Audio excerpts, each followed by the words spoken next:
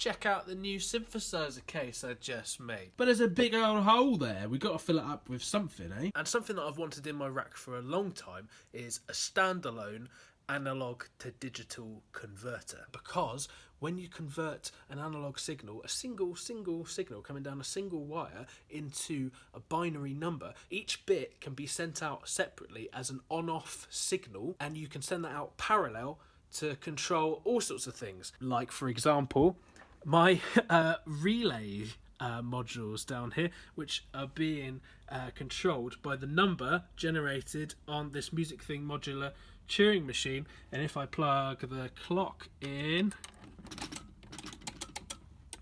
you can see I've got an expander here which breaks out all of these bits and uses them as triggers to turn the relay switches on and off.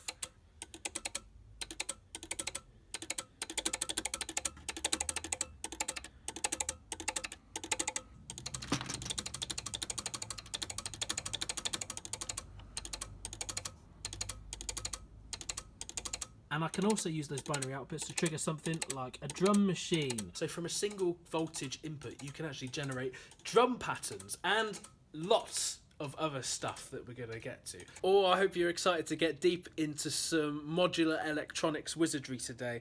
We're going to go deep, and it's going to be really, really interesting, I think. We're going to dive into it. I'm going to explain to you how all the circuits work. I'm going to explain to you all the design decisions. Let's have a good time. Luckily, I have done some work with analog to digital converters, or ADCs, in the past. There's one inside this Enigma lamp board, and also the Telegraph lamp board. I'm going to make it on a proto panel, just like this module here.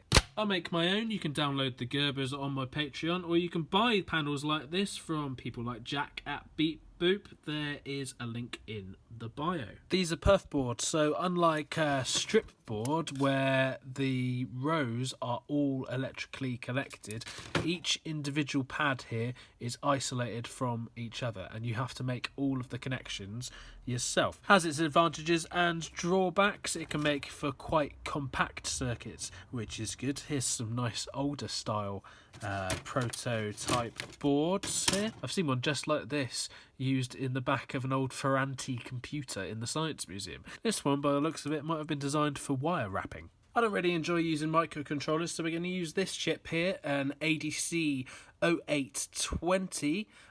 These are a little bit hard to find nowadays. They're basically obsolete, but I enjoy using them, and you can get hold of them still. This is an 8-bit ADC, so that means there's going to be 8 digital outputs, so that means we need 8 output jacks on our PCB.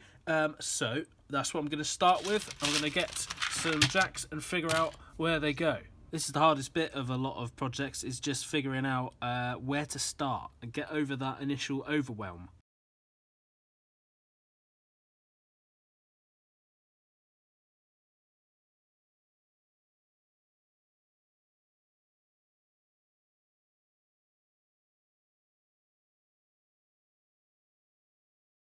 Well, I'm fairly happy with that spacing. I'm going to put them there. It leaves us space for an LED indicator on the top if we want to put that in. Let's commit to that. We'll solder it in and then we'll work out the rest from there.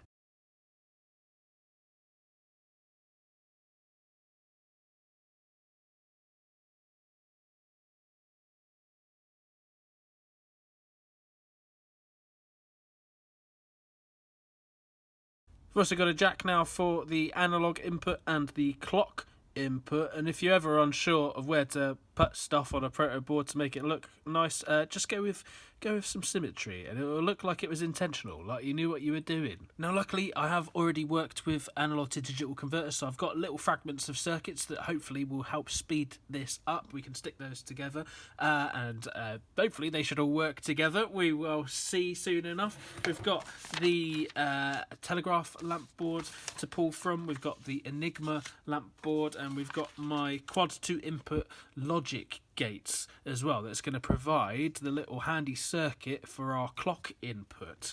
We are going to need a fair few chips to make this work. Of course, we need the analog to digital converter. We're also going to need a 555 timer. I'm going to use that as a simple clock generator to clock the ADC off, so it knows when to sample the analog input. We need an LM393 comparator, and that's for the clock input. The external clock, the 555, is the internal clock running at audio rate, and you can also send an external clock so that you can use this as a sample and hold. We need a TL074 operational amplifier for the analog to digital converter input, and also to buffer the digital outputs. Because this is an 8-bit ADC, we're going to need a total of 9 operational amplifiers. Annoyingly, the TL074 has 4 operational amplifiers, so you can use 2 of those to get 8, and then we're going to have to use a TL072 to get the additional operational amplifier, and maybe we'll think of a use for the spare op amp that we've got there. Now, what I could do is use the extra op amp as a comparator, configure it as a comparator, but it's not going to work as well, especially at the audio rate sampling rate that we're going to be using, around about 44 kilohertz. So I'd rather use this LM393. Equally, I could use the spare comparator or op amp as an oscillator and get rid of the 555 timer, but I've got a circuit ready to go, and I'd spend the extra time to simplify it if I was making a proper module, but this is just a bit of fun. For the space it's going to take up on the circuit board, I'd rather just go ahead and go with something I know is going to work.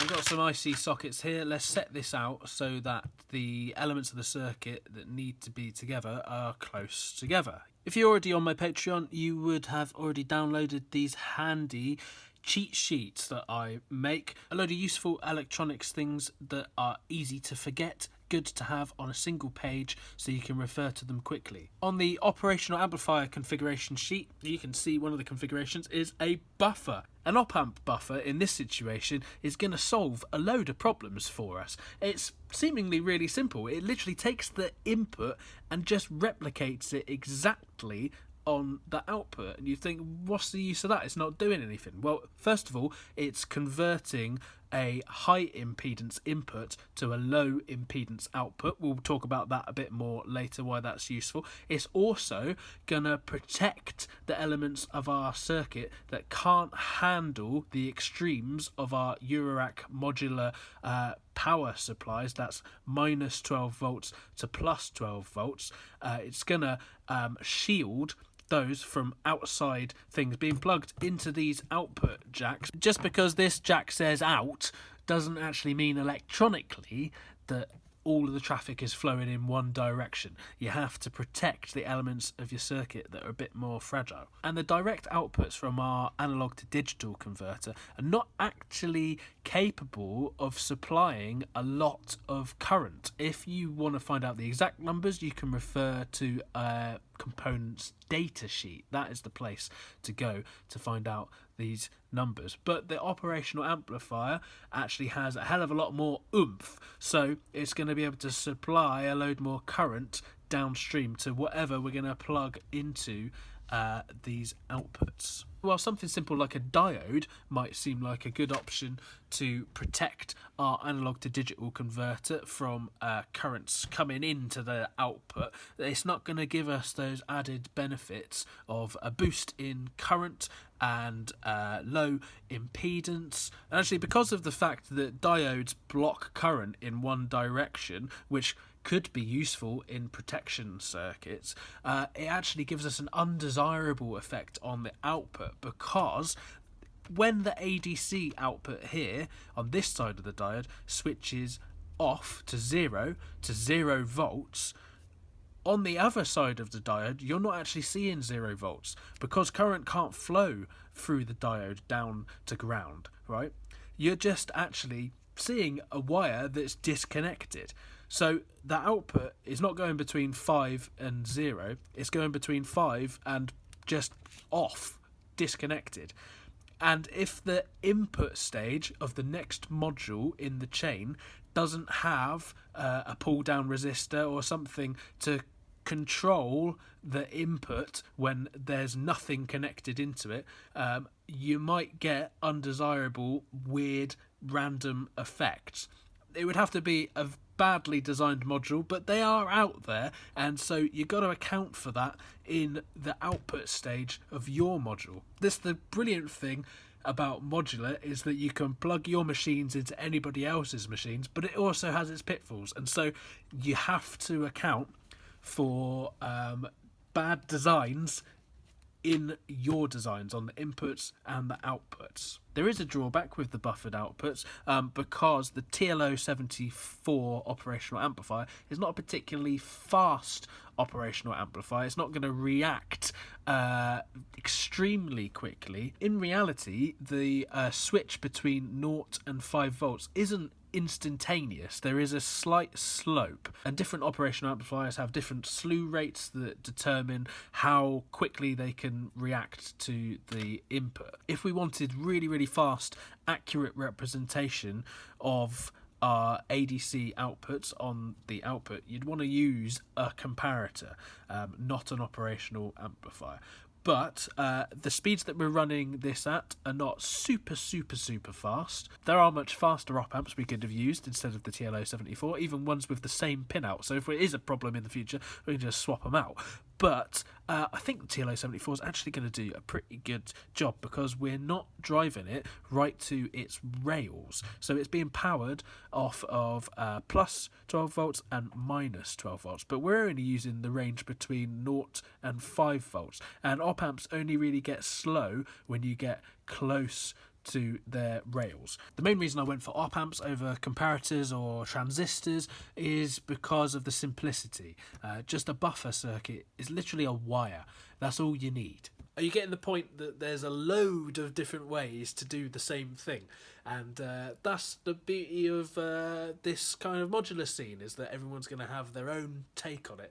And there's loads of different ways to design the same module. Some room for the power stuff at the bottom here.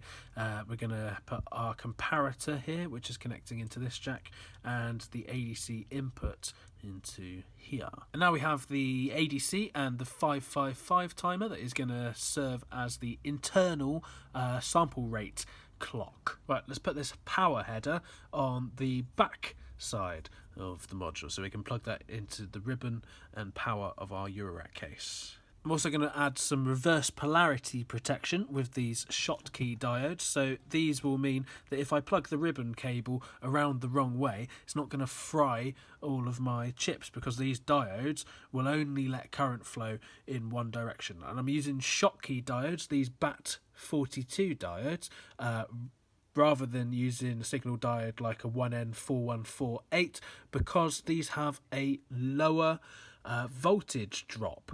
So that means that when the current passes over these diodes, it's only going to drop the voltage by about 0.3 volts. So in a 12 volt supply, we're actually going to get 11.7 volts going into our circuit, whereas a 1N4148 drops about 0.7. So you're getting less headroom on either side of your op amp rails and stuff. So you want to get as much headroom in voltage and power as you can. So that's why I'm using the Schottky's.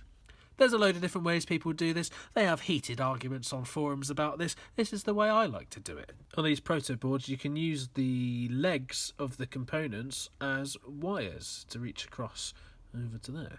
I'm also going to put a couple of 10 microfarad electrolytic capacitors in just to filter out the supply, so that hopefully that way there'll be less fluctuations coming across from the power lines that are shared with other modules and things. And that supply will be smoothed out. Again, feel free to argue in the comments about what size capacitors you like to use. If you go onto my shop, you can go into the documentation links, and there are schematics for every module, so you can go and have a look at the different circuit components. This is the power situation here in the ITA2 lamp board, the telegraph lamp board, and we've got a 5-volt regulator and the treatment of the bipolar 12-volt supply. So now we're going to add a regulator that is going to take the positive 12 volts and take that down to a 5 volts regulated supply. This is a 7805. It's the chunkier version of the 78L05.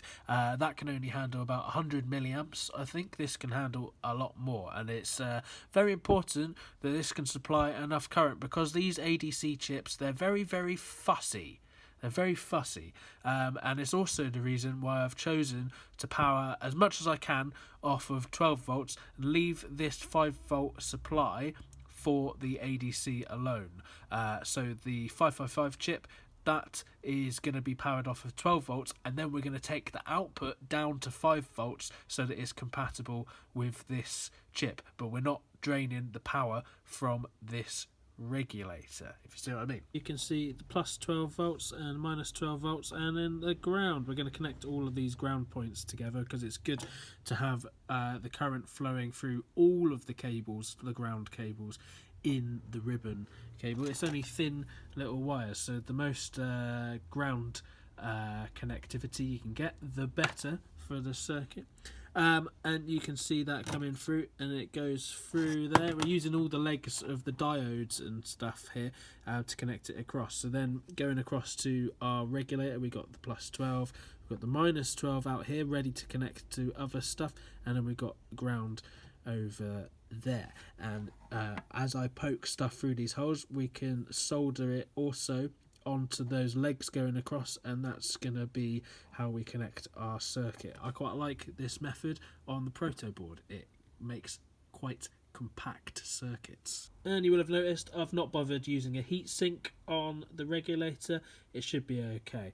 I added some ceramic capacitors next to the 5-volt regulator, just like in our circuit diagram. So before we populate all the components around the integrated circuits, let's run the power lines, so that's all sorted. You'll see on the circuit diagrams where it says go to ground, or goes to 5 volts, or goes to 12 volts. I'm just filling in all of those wires that connect down to our power supply.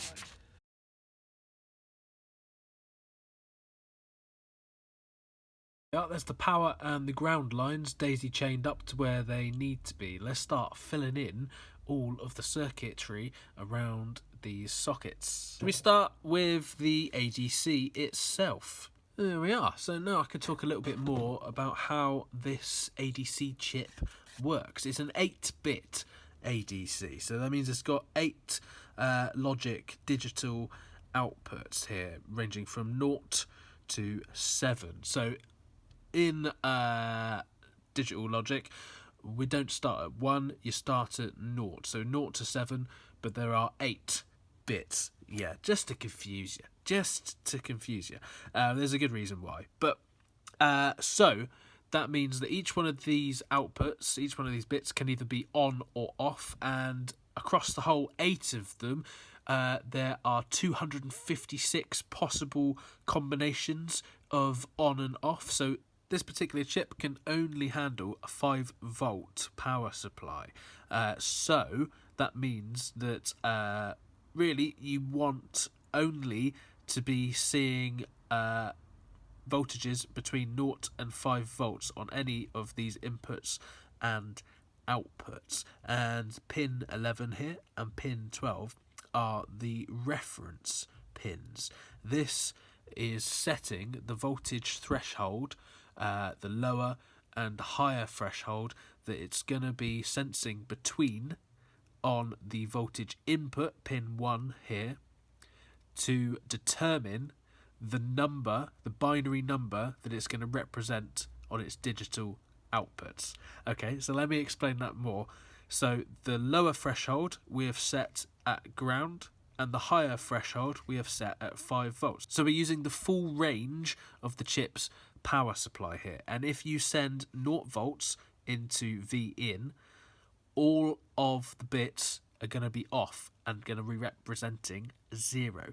and if you send 5 volts in, which is the high reference, then all of the bits are going to be on, representing 256. Or actually 255, remember, because we're starting at 0. Now, one particular feature that I want this module to have is that it counts up in binary as the analog voltage that's being sent in goes up in the equivalent of semitones when you send that to a 1 volt per octave calibrated VCO. So 12 notes in an octave, if you send in 1 volt, you should be seeing 12 on the binary outputs. So 1 volt corresponds to 1 octave, which is 12 semitones. So if you send 1 volt to the ADC input, then you should be seeing represented on the binary outputs the number 12. Okay, so this presents a bit of a problem because there's a compatibility issue between the voltage amount that represents a step up of 1 in binary within this chip, right, between these two thresholds. So if you divide 5, by 256, that's going to give you the voltage step that it's going to see on this input that will step up the binary numbers by 1. You following along with that? Yeah, but that amount, is not the same amount in voltage that corresponds with a 1 volt per octave calibrated oscillator.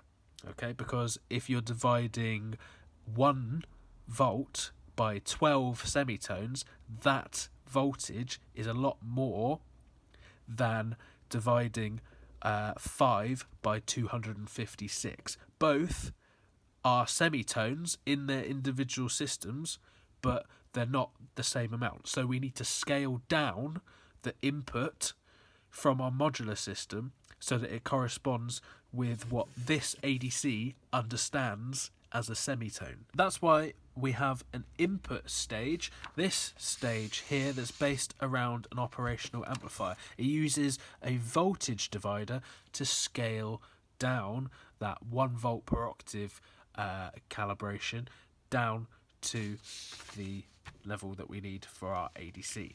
So now you're thinking, what? Okay, I get why we have a voltage divider to turn down the voltage, right? But why has it got an operational amplifier here? Why is it a buffer, just like what we were talking about earlier on the outputs? Much the same reasons why, a lot to do with impedance. Now, this is a big subject. It gets very, very complicated, impedance, and it can be very daunting, but let me explain it to you really simply, because for most of our purposes here, you can swap the words impedance with resistance. It's not just about resistors and resistance.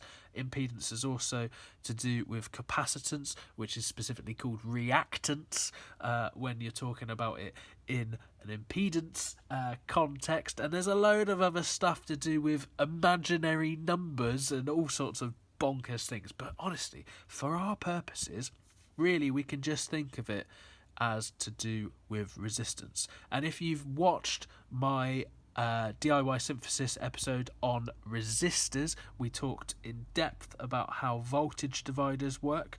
I'm not going to explain it all again because it's a big subject. But basically, you can think of impedance as the voltage divider that is formed when you're connecting 2 modules. So you have an output of one module and an input of the other module, and they both have inherent resistance, and when you join them together, you've made a voltage divider because there's 2 resistors joined together, right? Now, our ADC needs a very low input impedance into it, because if you have a high series resistance then you're going to form a low pass filter with the capacitance that is going to be between the input and ground, and that is going to slow down the reaction time of this ADC. Now, one of the things that an operational amplifier can do is convert a high impedance input to a low impedance output. So the input here has, in theory, infinite resistance, right? Impedance, and the output has an infinitely low resistance or impedance. So now the next thing is, why is the input here high impedance? Why do you need to convert it to a low impedance again so that the ADC is happy? That's because of joining the two modules forming a voltage divider. It's all about loss of signal. So effectively, this resistor here is the previous module, right? And you're connecting that now into the input of our module, right? And this is going to ground. This is the signal that you want to send over to here. This is the signal going into the input of our module, right? So you don't want to lose a load of this signal by letting it drain off to ground over here, right? So you make this resistance a lot higher than this resistance, so this has a lot less influence. Typically in Eurorack, though not always and for good reasons, and we'll explore that in just a second, you kind of go 1k on the output, 100k on the input. So actually, you're only losing about 1% of the signal, okay? Whereas if you had it the other way around, you're basically getting nothing into your signal because you've let it all leak away to ground. And you're saying, why don't you just not connect it to ground and you've not got a problem, eh? Well, you have to have current flowing over a voltage difference, and there's loads of different reasons why you would want a pull down resistor on an input to ground, so that when there's not a jack plugged in, the input is not floating around. Now let's look at our circuit. Let's look at the resistors and the impedance and stuff. The input to the op amp is effectively an open circuit. It's in theory infinite resistance. So basically you can just take that out of the circuit. Don't even really look at that. The op amp just kind of sees the input and then produces it on the output. That's a way of thinking about it. So then really we're just looking at this series resistance down to ground. So we've got a 680k resistor, then we've got a 500k trimmer, and then that goes down to ground on one side. This is our voltage divider here, this trimmer, and I could have put a nearly equivalent 1 mega ohm trimmer pot here, but I've decided to halve that, do a 500k and a 680k, so that this trimmer is only covering half the distance that it would have done, which means that you're getting twice the fidelity on the trim pot. And of course we've got a 680,000 ohm and a 500,000 ohm resistance here. Added together, that adds up to a lot more than the 100k here.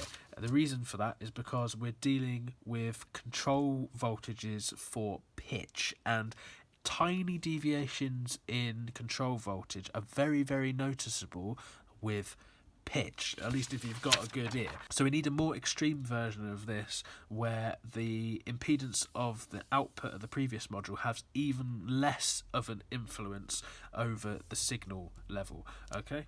So by upping this to over 1 mega ohm, we're actually only losing 0.1% of the signal now. So that won't be a perceptible difference in pitch. Now you're saying, why not use 1M all the time? Well, it's all to do with the strength of your pull down resistors, and also it's influencing, of course, on the other side of the impedance equation, the capacitance, because resistors and capacitors in networks create filters, right? So by upping the series resistance, you're actually making the signal slower in its rate of change, right?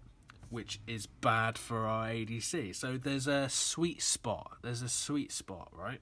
As well as setting the input impedance and dividing down the voltage, this resistor network here is also providing a pull-down resistor, so that this op-amp, when nothing is connected to here, sees ground through the right-hand side of this potentiometer, this trimmer here. With nothing plugged into the jack, effectively you can take that out of the circuit. It only sees down to ground through this side of the trimmer. And I can't remember the exact resistance of the trimmer when it's calibrated, but it's a small enough resistance that it's strong enough to reliably pull this to ground. There's also a 10 picofarad ceramic capacitor here, and that is in conjunction with this series resistance here, forming a simple RC low pass first order filter. Very simple filter, a low pass filter. So it's cutting off the high frequency, and the cutoff frequency is calculated to be half the sample rate of the analog to digital converter, half the clock rate of the 555 timer. Every time that the 555 timer goes high, this ADC is gonna look at the input voltage and sample it and output that and hold that on its output as a binary number. I'm not going to go too far into sampling theorem because it gets very complicated very quickly, but above something called the Nyquist frequency, which is half of the sample rate, you are going to start experiencing possible inaccuracies in the sampling. It is called aliasing. And since the human ear can only hear up to about 20 kilohertz, a kind of standard clock rate, sample rate, is around 44.1 kilohertz, which is what our clock is running at, and that is twice the frequency of the highest that a human can hear. And you just cut off everything above that because it's unimportant, and you don't want it to be introducing mistakes to the ADC. Now, this is not a very advanced filter design. This is a very, very simple filter, but it will do the job because we don't need a massive degree of accuracy on this. Simple low-pass filters like this are not a brick wall. They're not cutting off everything above the cutoff. They'll just be a ramped attenuation down. But it's good enough for our purposes, and there's no point complicating the circuit more than that. Technically, this is an anti-alias filter, and on the other side, when you are smoothing out that kind of stair-stepped digital output back to an analog signal, that would be a reconstruction filter. It's basically the same thing in reverse. And this capacitor is the reactance part. You can think of capacitors actually in the same way that you think of resistors working in a voltage divider, except it's a frequency dependent resistor. So at low frequencies, this capacitor here is presenting a very high impedance, right?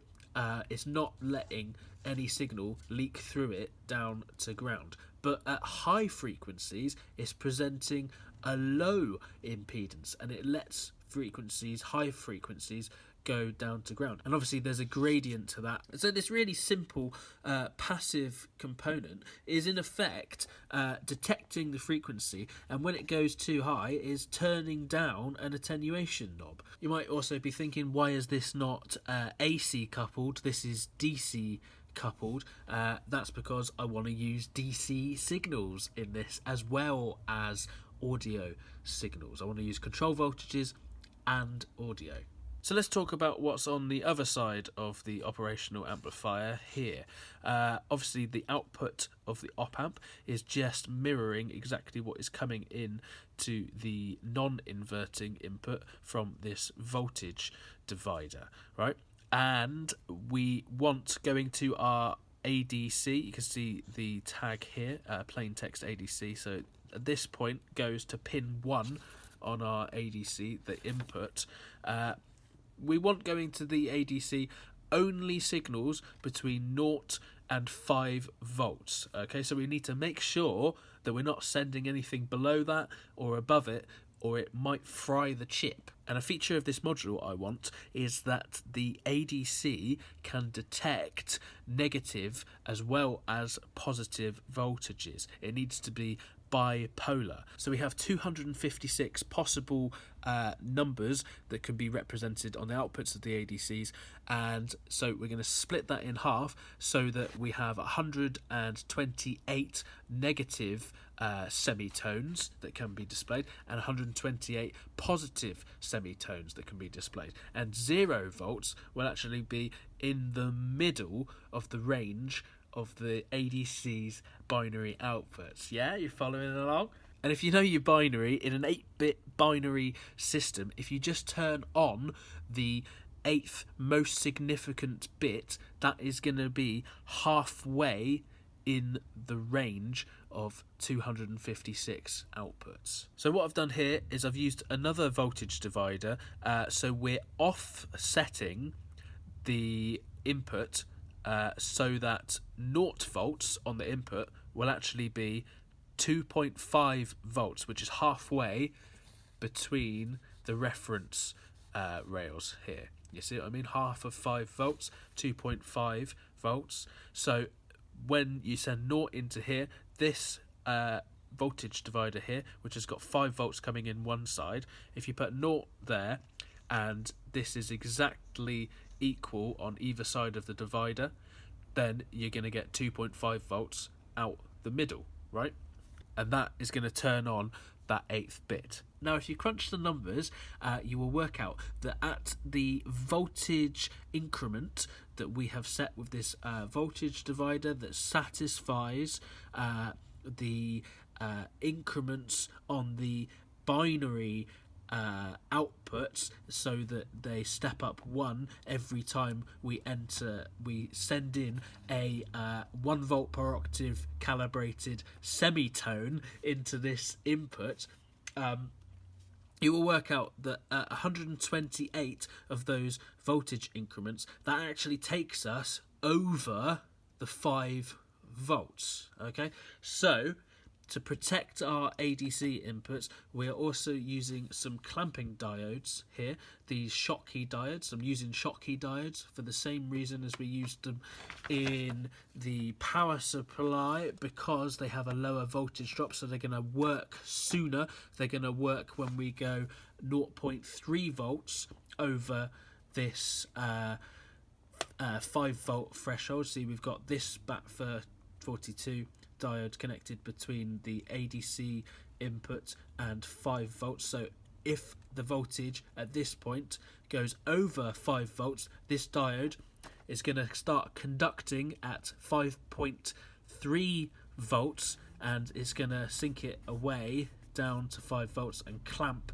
the voltage here to 5.3 volts. Similarly, this one is pointing to ground here, so if we go under 0 volts, it's going to start conducting from ground and clamp this to minus 0.3 volts.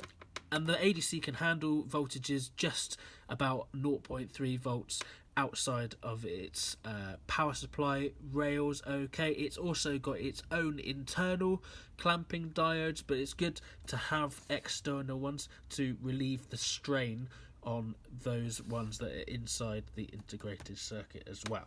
And this voltage divider here is also acting as a current limiting resistor for these clamping diodes, so that if they start to conduct, they're not going to go over the milliamps that they can handle. There is a little drawback to the design, just that if you had calibrated this offset trimmer wrongly, so that it was just a short basically from the output of the op-amp down to this point, there is a situation where you could send in a negative voltage and it's gonna overload this clamping diode here, the op-amp is going to try and keep bringing this point to match the voltage on the non-inverting input, and it's going to dump a load of current into this diode, trying to do that and possibly fry it, because you're lacking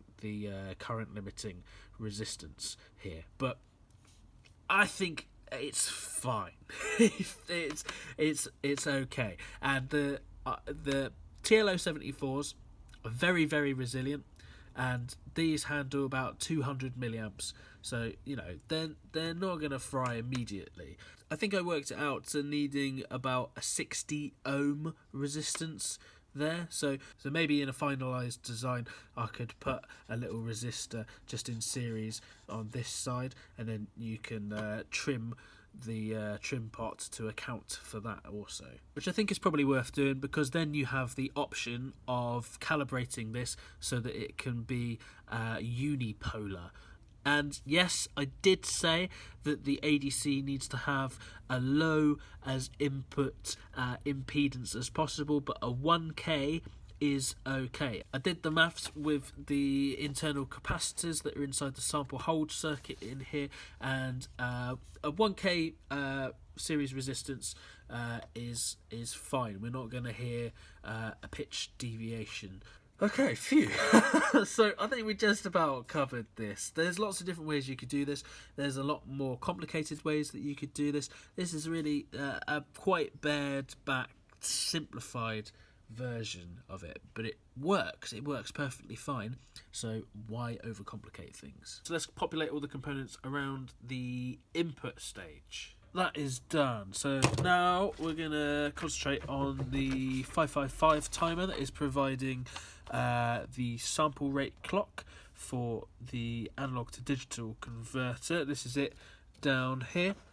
Pretty standard A-stable configuration. I would advise, if you want to know anything really about the 555 timer, check out a guy called Ben Eater's videos. He's fantastic, explains things really plainly. So you can see here I've used quite very, very common component values, all 1Ks. There's a couple of 100 nanofarads. This one is a decoupling capacitor. Let's talk about decoupling capacitors now, because that's interesting. So you'll see on the power inputs of all of these ICs, this is the schematic for the Verdum Cipher demo module. I wouldn't take too much from this because it's not perfect. This is something I threw together in a couple of days. So you'll see on all of the power inputs and stuff, you'll see these 100 nanofarad ceramic capacitors. These are decoupling capacitors. So you can think of them kind of like a little reservoir of power. So when the chip suddenly needs a load of power, it's kind of draining it, pulling that little peak out of the cap, not from the overall shared power supply that is supplying all of your modules. Because what happens if your power supply is not really up to supplying current and quickly, it can cause a little dip, and then that is going to be daisy chained and going to affect all of the modules that are plugged into that shared power supply. So that's where you start to get noise shared through the power supply lines between modules, and that is bad. So you want to really kind of decouple these the power supply, those little peaks of current draw from the shared power supply, and that's what these little reservoir capacitors are doing. Now on the lamp boards, the 555 timer is exactly the same, except put a voltage divider on the square wave output here, and that is going directly into the ADC. There, the clock to clock. That's because the ADC can only handle 5 volts and the square wave is swinging between 0 and 12 volts here. But in this circuit, I'm not going to bother, I'm just going to put a 1k series resistance there. That is because this is going to go via the normal connection on the jack into the input stage of the clock input with our comparator, and then that output is then going to go into the ADC. You can see here where the 555 timer connects into the normal connection in the jack, and you can kind of work out from the diagram here that when you push a jack in, it springs the metal of the tip, this T here, so that the connection between the tip and the normal contact is broken. So when there's not a jack inserted, the tip is connected to normal, which is connected to the output of our 555 timer, and when you plug an external clock input, it disconnects the internal clock and you can clock it from whatever you want. The reason why there's a 1k here is because in the brief moment that you push this jack in and it hasn't yet broken the connection, the jack tip is actually connected through this normal connection into the 555. So there's just a bit of current limiting to try and protect this 555 in that brief moment where you plug the jack in. Yeah, it's not a perfect solution because this 555 is being powered off of positive 12 volts and ground on the negative rail. So you could send in negative voltage and this would not particularly like that. So really you need some kind of diode like blocking circuit to block the negative voltages, but it's something that we can get away with in this scenario. So now let's look at this external clock input stage based around the LM393 comparator, and you see going up to the non-inverting input, we have set the impedance. This is the resistance between this point here and going down to ground. Effectively this point here in the comparator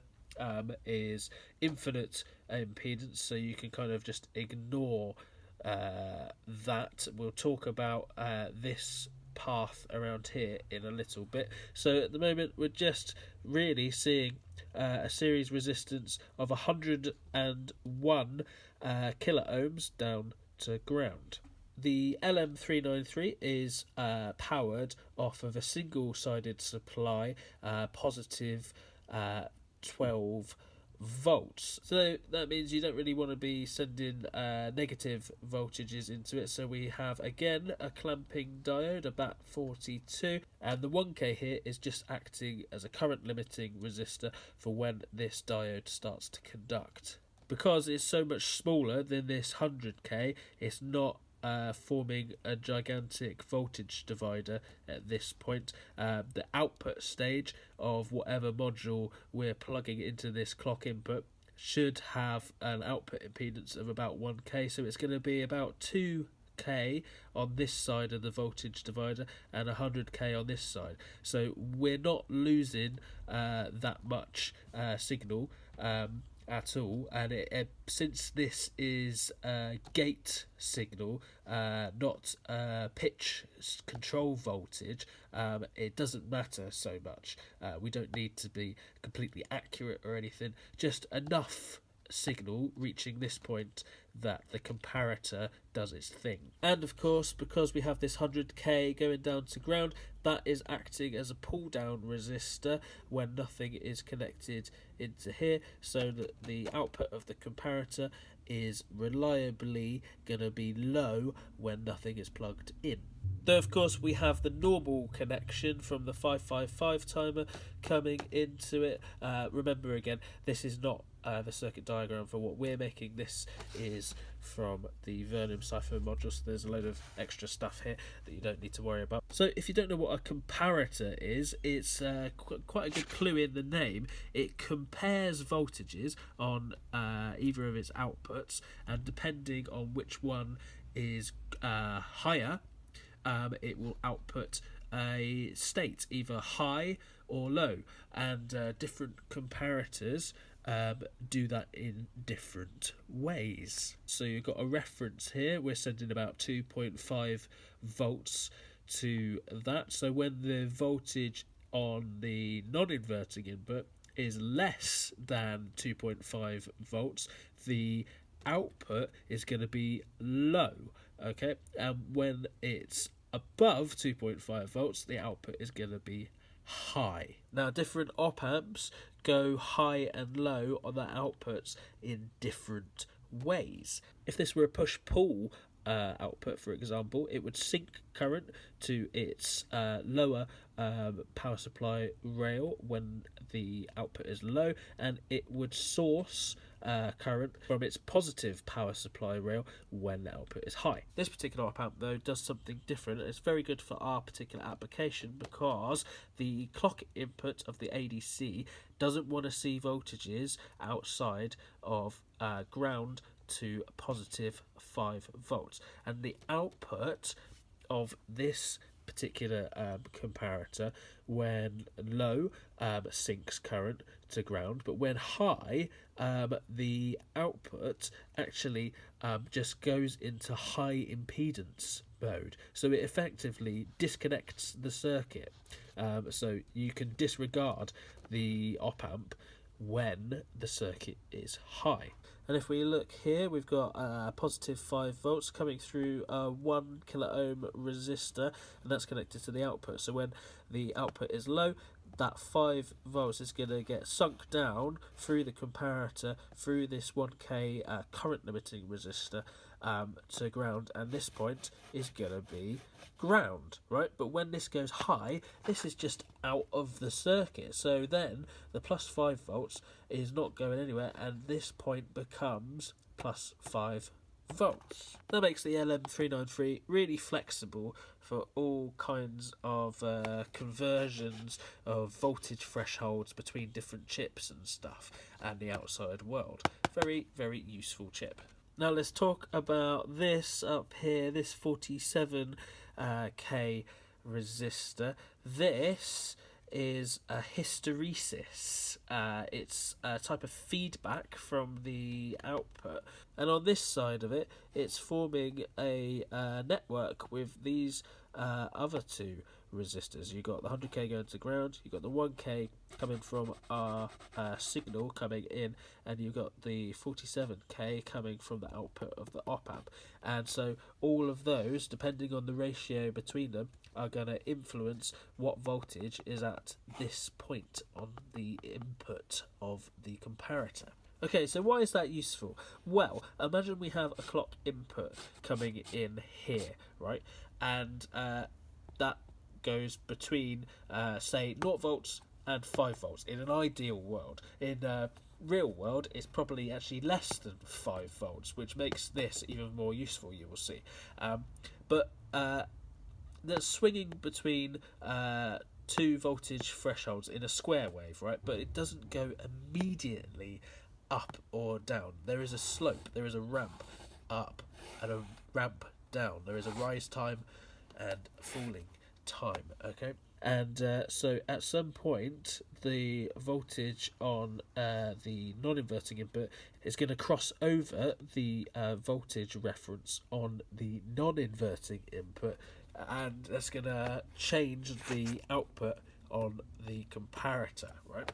So the comparator is going to go high. That means that this point here is 5 volts, okay? And actually through here and through here we formed a voltage divider at this point, and depending on the ratios of these resistors in the divider, it's going to influence the voltage threshold here. Now 47k is a lot more than 1k, so the 5 volts here is going to have less influence on the voltage level at this point than the signal coming in, but it is going to cause that voltage point here to just bump up a little bit as this goes high, which means that it's going to clear this threshold area with the reference a little bit quicker, get out of the way. So as soon as it goes over that threshold, you get a little extra bump to just quickly get it out of that zone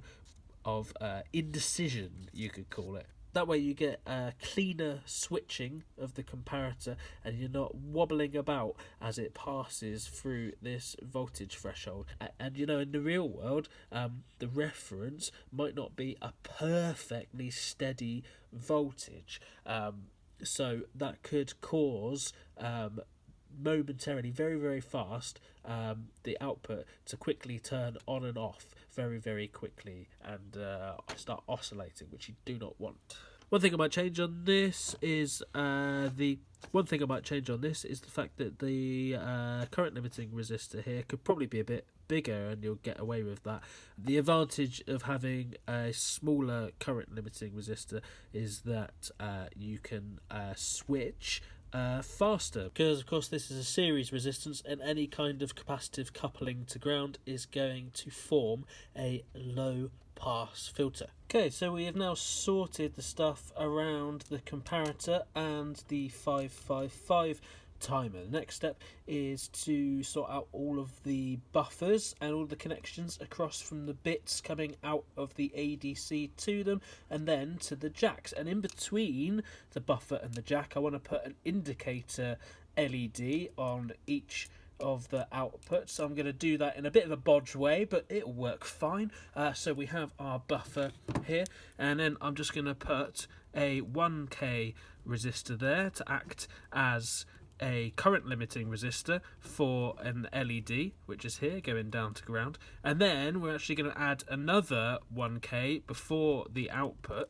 That is just so if you connect something into this jack, it's not got a chance to blow this LED from this direction, if you see what I mean. And we'll get away with the slightly higher output impedance of 2K, because this is only gate source. This is not for pitch CV or anything, so losing a tiny little bit more of the signal won't matter very much. I could, of course, have put those LEDs in between the ADC outputs and the buffer input. But the ADCs, they're a little bit fragile and they don't like driving a load that big. Well, I think that's it. It's looking pretty good, isn't it? I've probably forgotten something, but we'll only find out by turning it on. So let's put all the ICs in their sockets. Or maybe do a power test before that. Make sure we've not got any stray wires going somewhere that could damage our ICs. To plop them in and see what it does. Well, here it is. It's looking pretty good, I reckon. Look at that. Put the little label on the top there. All the LEDs down there. And it's all working. A couple of teething problems, but we sorted them. I somehow managed to mix up the pinout of the regulator, but I sorted that. I'll give you a good look at the back here. It's not the prettiest, but this is a good way of doing stuff, I think. It's really quick and pretty easy to fix if you do get it wrong. You see down here, I just used the legs of the LEDs to crisscross between all of the ground points on the jacks, and then across there to the ground coming into the ribbon.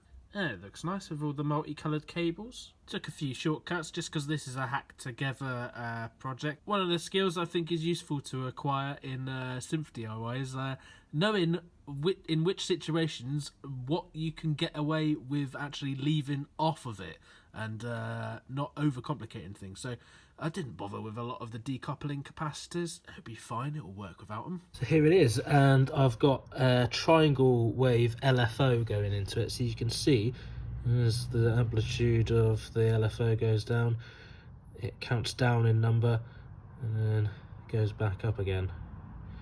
There you go. I could change the speed of the LFO here and you see the effect.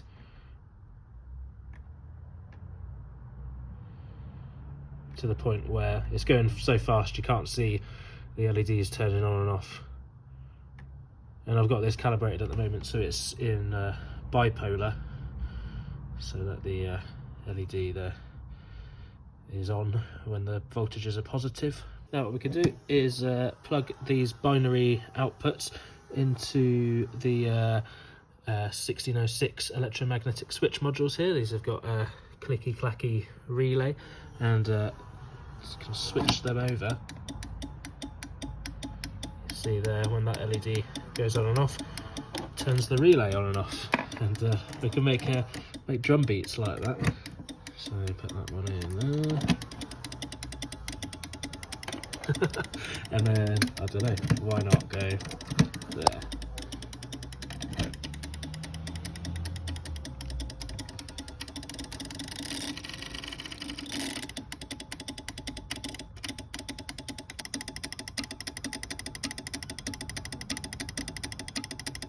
That's just with an LFO controlling this, but we can use something else to plug into the input, like a sequencer. So I've currently got the sequencer set to 1 step here, and if I change the value on that, you'll see how it steps up in binary output with every semitone. And how that corresponds to turning on and off the relays. So now let's turn on a few more steps. And so the single analog voltage output from here is getting represented as a binary number on the output, and we're using that as gates to control the switching of the relays.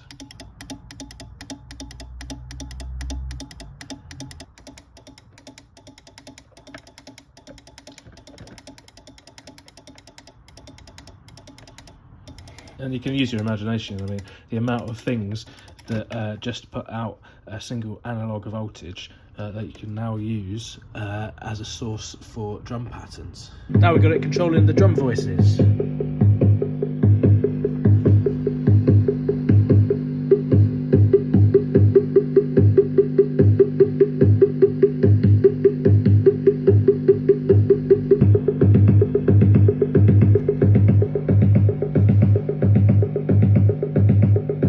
There we go. I hope that was a useful build video for you. It took some stuff away to use in your own projects, and if you are feeling kind, and because this video did take quite a while to put together, like a full day of editing, so you know, if you got something out of it and you would like to support me in return, there's a Patreon link down below, and if you like any of these modules, you can visit the shop and get yourself one. They come in DIY kits and as fully built. So thank you very much for watching, and please subscribe to the channel, and I'll see you in another video.